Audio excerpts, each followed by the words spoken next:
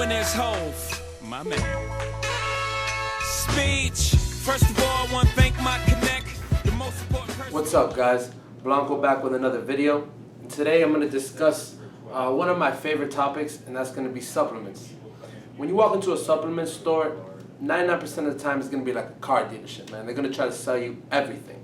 In my opinion, there's only 4 things that are necessary. First, most important is protein. Protein is essential completely while either cutting or bulking.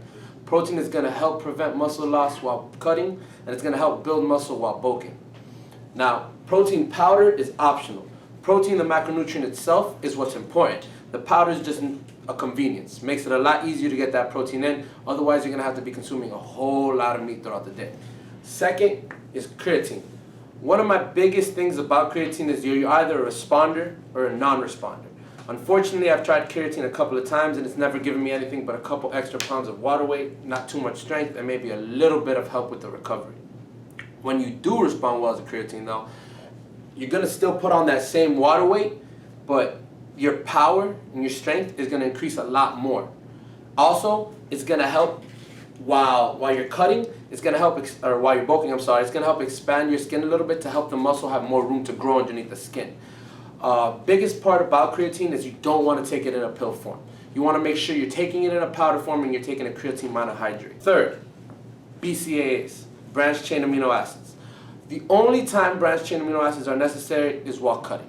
While bulking, if you're consuming the right amount of protein, it's breaking down into amino acids anyways. The extra amino acids while cutting are going to help again with muscle loss prevention while cutting. Most of the time, I normally recommend instantized BCAAs so you could drink them while you're working out, especially if you're doing any type of fasted cardio. But regular BCAAs are just as good. Make sure you either take them an hour before your workout, or you can just put 2 scoops in a water jug, go throughout your day drinking that gallon of water because you need to get that gallon of water in anyways. Fourth, and this is extremely optional, it's a pre-workout. And with my experience, pre-workouts do one main thing for me, and it just makes the gym experience so much more fun. It gets me a little more focused and gives me a little more energy than I would normally have, even though I already have enough energy as it is.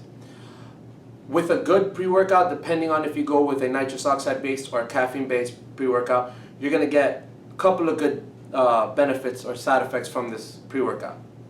First, a sense of concentration. It's going to allow you to be a little more in the zone, to be able to concentrate more on the weight and keep that mental focus. 2, energy.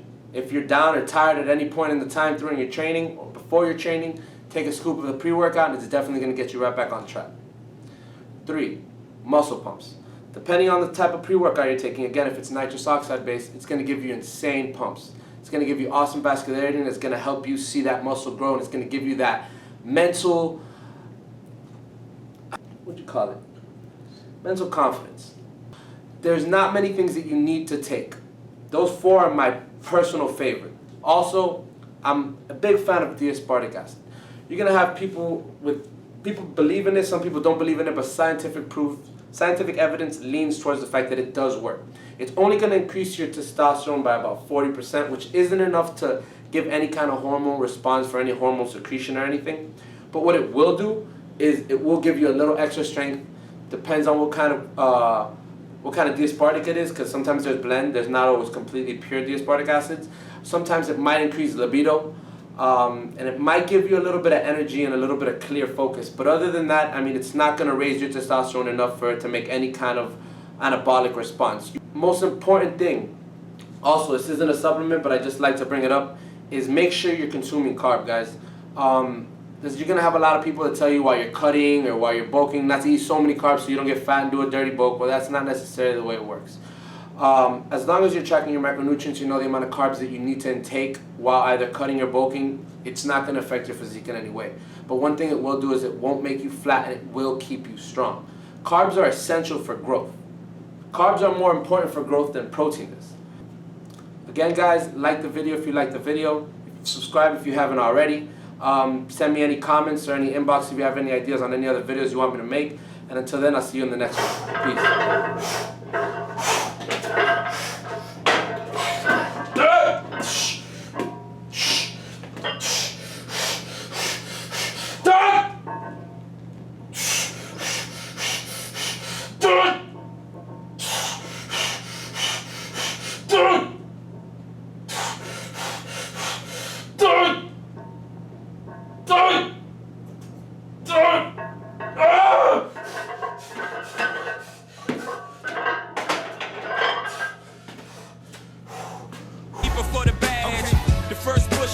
made to stay.